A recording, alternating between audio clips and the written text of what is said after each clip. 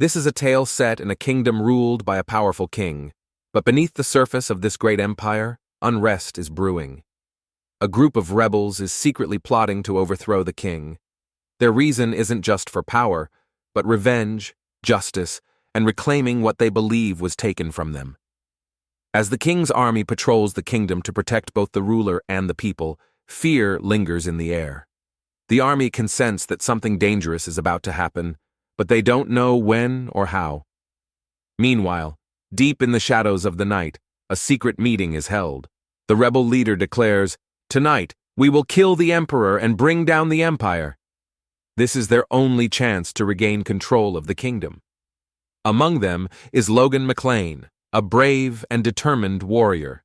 The leader tells him, "Your role is more important than anyone else's."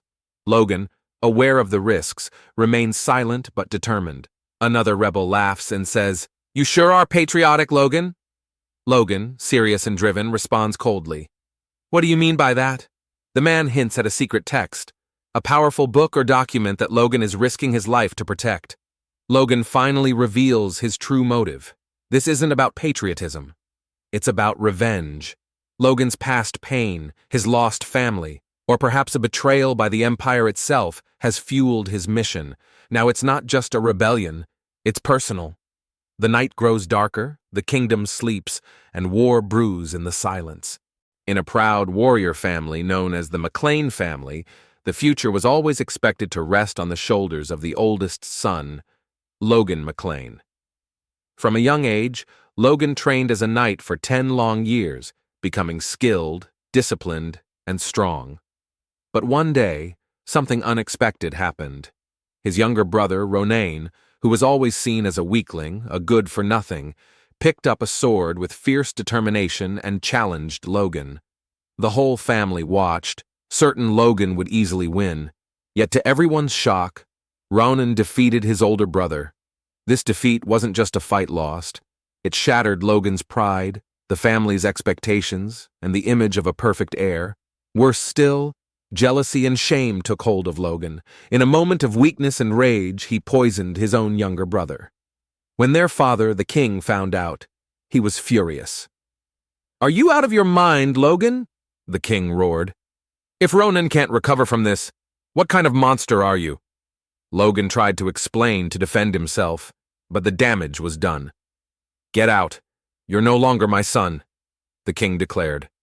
Disowned and disgraced, Logan left the family and became a wandering mercenary, a former noble warrior, now a rogue soldier for hire. In taverns and markets, gossip spread like wildfire. Did you hear? The great McLean family's heir tried to kill his own brother. The empire had become a place of tyranny, where those who dared to stand against injustice were crushed without mercy. On this grim day, the empire announced a public hanging at the square. Crowds gathered, the tension thick in the air. The empire wanted to make an example of anyone who questioned their rule. Ronan McLean, once the underestimated younger son of the McLean family, was now a fugitive. The royal guards chased him relentlessly, hunting him like a criminal. But Ronan was cunning. He vanished into the shadows of the city's winding alleys, evading capture time and again. Then, as the noose tightened around another rebel's neck in the square, a powerful voice pierced the silence. "Please be alive." Heads turned. People looked around in shock, unsure where the voice came from. Then a soldier shouted for the crowd to listen. "This is the end of a fool who dared to stand up against the empire." But even as fear gripped the people, defiance still burned in one heart. Hidden in the crowd, Ronan clenched his fist and whispered to himself, "I promised. I will get revenge." His voice filled with sorrow, anger, and unbreakable resolve. Raven Mage, on the Empire, for killing my family. His mission was no longer just survival, it was a war. A lone warrior carrying the burden of his fallen family, planning to strike back at those who destroyed everything he once loved. The Empire believed they had silenced the last of the McLean name, but in truth, their nightmare was just beginning. After the rebellion's spark had been lit by Ronan's vow for revenge, a new player entered the story. A fearless redhead warrior known for his unmatched sword skills and mysterious past. Clutched tightly in his hands was the Empire's secret book, a legendary tome said to hold the dark truths of the Emperor's betrayal and the hidden weaknesses of the royal bloodline. As soon as he appeared near the square, the Empire's soldiers spotted him. "There! Get him! That's the traitor!" The redhead's eyes flared with determination. The soldiers charged, swords drawn, but one by one they fell to his blade. The sound of steel clashing echoed through the streets as blood stained the cobblestones. He fought like a demon. Though outnumbered, he moved like lightning, slashing, dodging, and striking with fury. The people watched in awe and fear. The Empire had never faced a warrior like this before. But after a long, exhausting battle, more reinforcements poured in. The soldiers surrounded him, forming an unbreakable circle.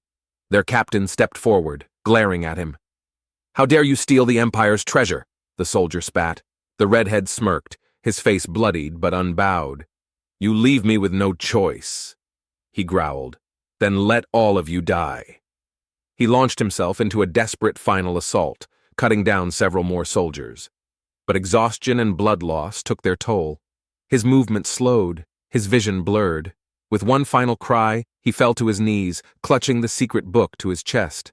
The Empire thought they had won, but little did they know.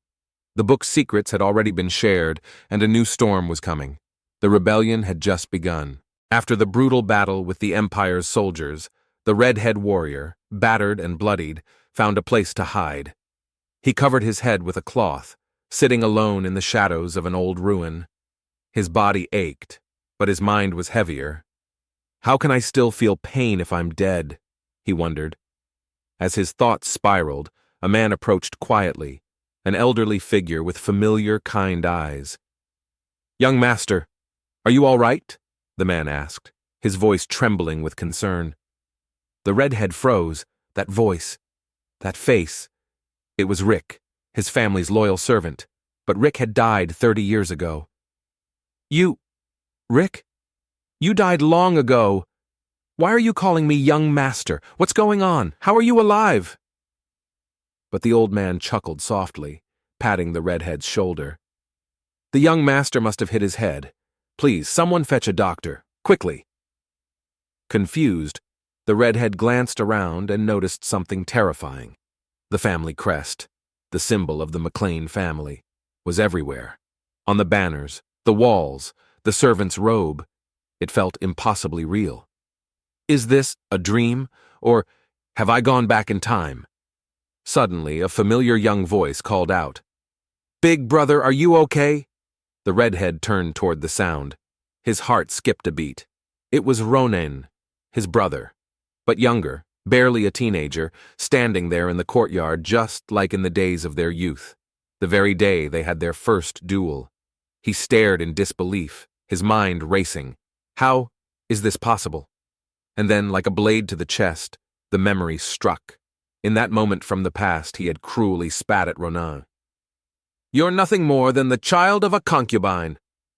The words echoed in his ears. His eyes filled with guilt and regret as he realized he was reliving a moment that shaped their broken bond. But why was he here again? Was this a second chance, or a cruel trick? After that surreal encounter, a middle-aged man, one of the loyal retainers of the estate, quietly entered the room and approached Ronen. "Ronen, the young master needs to rest more. Please head back for now." But before Ronen could leave, Logan, lying weakly on the bed, softly called out, "Ronen, you can come closer." Ronen hesitated for a moment, but then stepped toward his older brother. Logan's eyes shimmered with regret and unspoken sorrow. I'm sorry," Logan whispered, his voice quivering. "I should have been more careful, more understanding." Ronen gave a gentle, forgiving smile. "It's okay, brother. You don't need to keep apologizing. What matters is that you're all right now." Overwhelmed by emotion, tears welled up in Logan's eyes. He reached out and clutched Ronen's arm. "Ronen, are you okay, brother?" he asked, his voice breaking. Unable to hold back, Ronen leaned in and hugged Logan tightly. "Why are you crying, brother?" Ronen murmured. For a long moment, the two brothers sat together in silence, a bond reforged in quiet forgiveness, as if time itself had gifted them a chance to heal old wounds. Then, with a soft chuckle, Ronan stepped back. "Okay, take care, brother. I'll come visit again soon." Logan managed a weak but genuine smile. "All right, go and rest well."